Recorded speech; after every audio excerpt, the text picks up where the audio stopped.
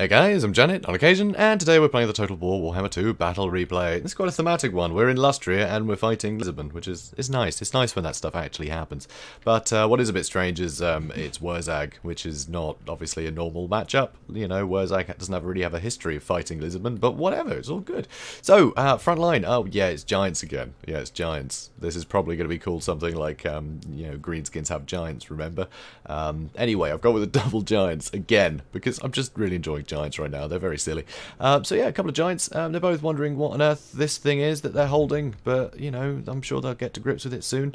Also, yeah, Wurzag. So Wurzag, effigy to git. Obviously got War, because they all do. Brainburster, just for something cheap to trigger spells, and also it'll chew through skinks a lot, which is nice. Also, here we go, and yeah, I think that's it actually. So yeah, pretty great. So effigy git, great for pinning things down, especially the big dinosaurs, and it means that you can shoot at them with rusty arrows. And the more grubs made to orders to start whittling them down really nicely from range, and they won't be able to escape the Giants. That's fun. Also some Black Orcs that are immune to psychology, so don't have to worry too much about the big dinos, and their armor piercing will help get, like, you know, just get through them basically.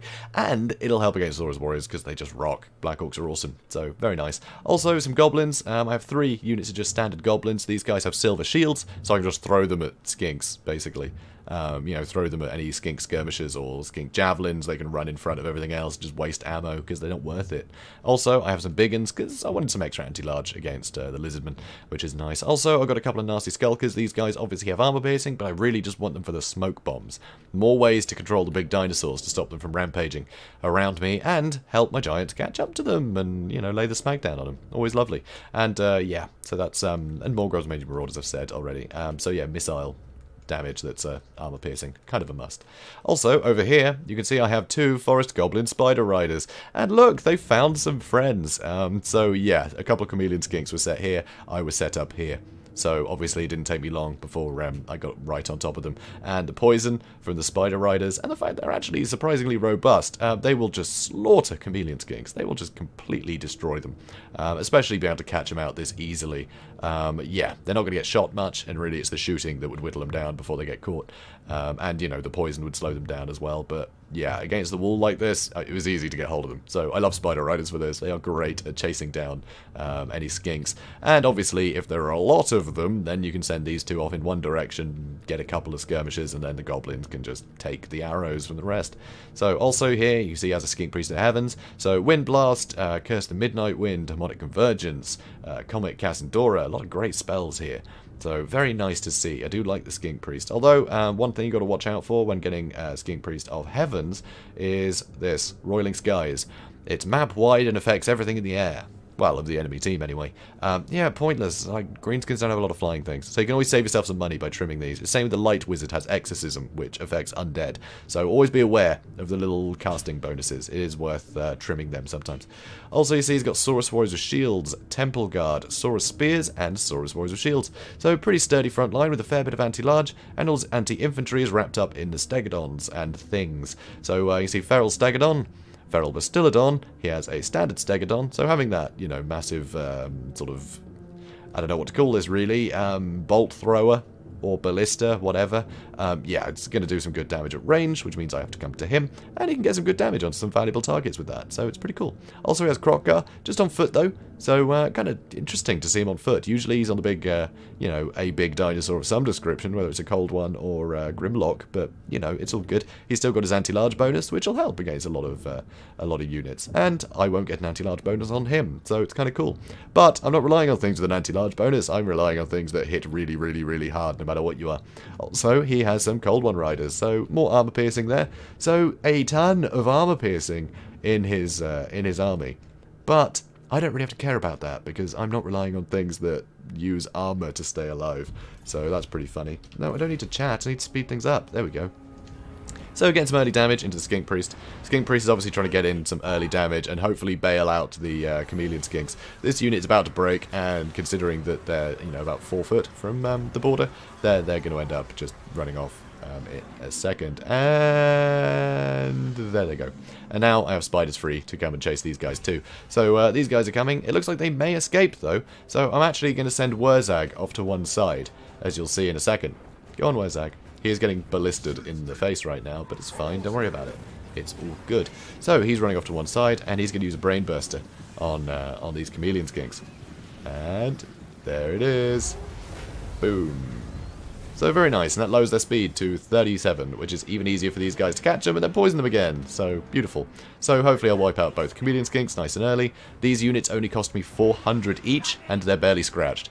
So 600 for the chameleon skinks. This is already just a crazy good engagement for me. He did use a wind blast on my goblins. Fair enough, you know. I mean, they're still pretty happy, and there's still a huge amount of models. So with War, they're still going to put damage in.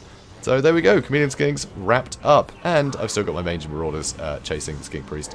So I'm getting some damage into him, but I will be changing targets soon. So here you can see the ballista has been shooting at the giant, another wind blast, but it wasn't overcast. You have to overcast it for it to do armor piercing damage, and frankly, Black Orcs, unless it's armor piercing, they don't care. I mean, look at that, it's just barely a scratch from a wind blast, which is a hell of a spell. So, you know, worth experimenting for my opponent, but that's rough. So here, running out with spears. Thor spears, probably the most cost-effective thing he has for dealing with my giants. So I'm going to run off this way.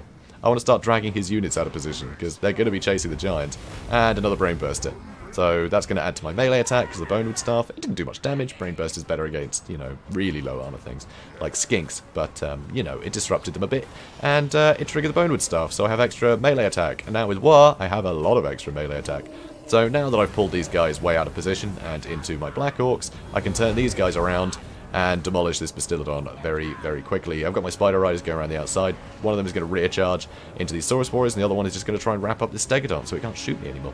So I have all my armor-piercing missiles shooting into the Temple Guards, which is definitely going to help, but I feel like, yeah, I'm hitting the Black Orcs a lot. So I've stunted their armor, and so has Curse the Midnight Wind, so I'm 50 armor now, which is a bit crap. But they're only 55, so, you know, it's fine. It's fine, don't worry about it.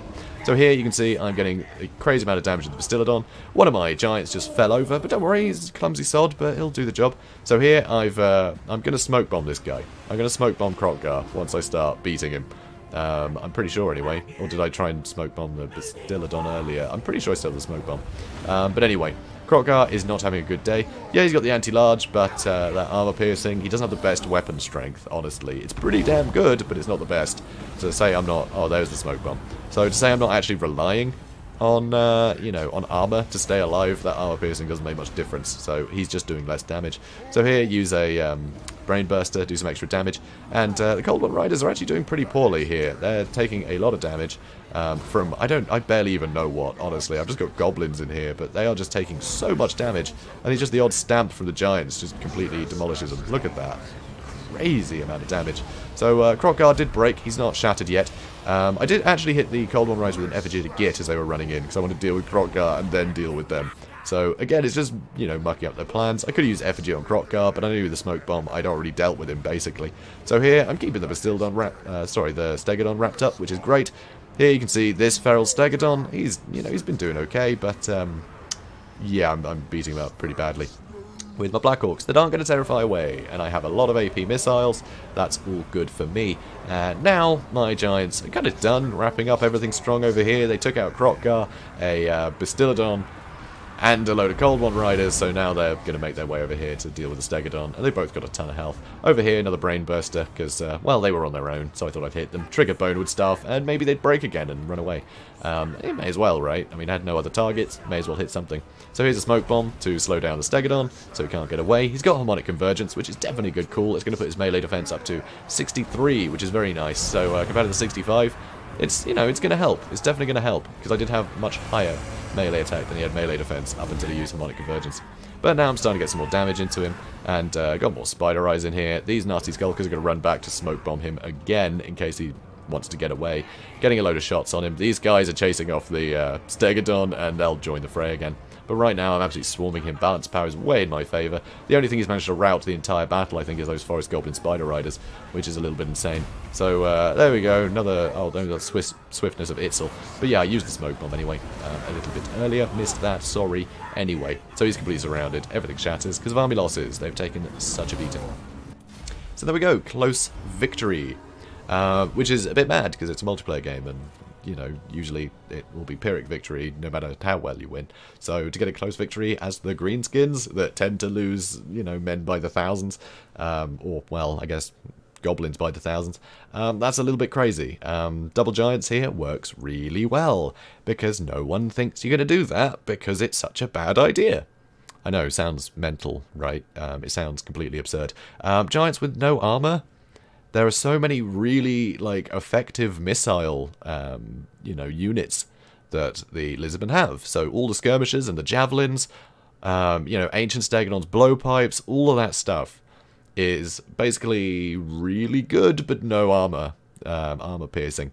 But giants don't have any armor, so it doesn't matter. All of that stuff is really good at dealing with them. So the idea of bringing 2 giants is just insane. So no one bothers to protect against it anymore because it's such a dumb idea. But the fact that no one's protecting against it anymore means that it's a good idea.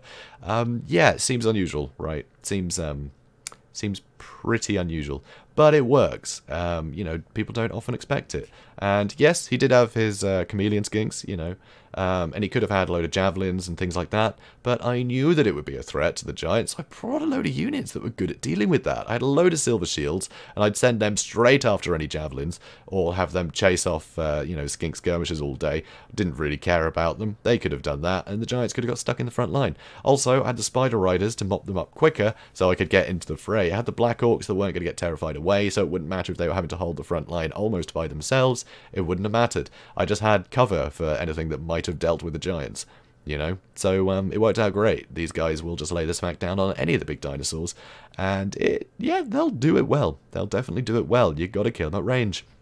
And he just couldn't do that. He wasn't fully prepared for that, because no one is anymore, because it's been established that this is stupid.